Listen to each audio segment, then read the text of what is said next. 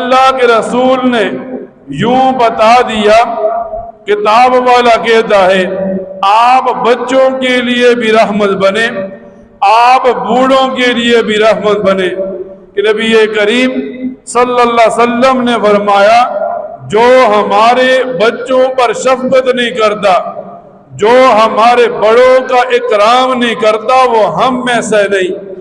آج دنیا کے اندر ایسا وبال چل پڑا، آج دنیا کے اندر ایسے نوجوان پرورش پانے لگے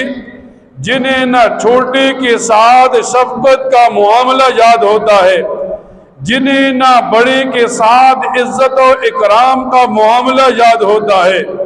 یہاں تک کہ باہر کی بات تو چھوڑ دو،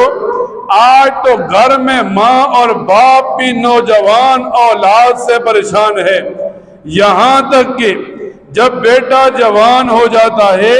وہ باپ کو بھی مشورہ دیتا ہے، باپ کو بھی حکم دیتا ہے۔ یہ ہماری اپنی کم فہمی ہے، یہ ہماری اپنی تربیت سے دوری ہے۔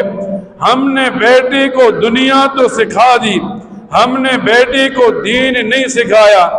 اگر ہم نے اپنی اولاد کو دین سکھایا ہوتا تو پھر اولاد کو پتہ ہوتا بڑا کون ہے، چھوٹا کون ہے، پھر اولاد کو پتہ ہوتا کس کے ساتھ کس طرح پیش آنا ہے۔ لیکن جب دین سے دور کر دیا، تربیت سے دور ہو گیا، تو نہ باہر کسی کے ساتھ تمیز ہوتی ہے، نہ گھر میں کسی کے ساتھ تمیز ہوتی ہے۔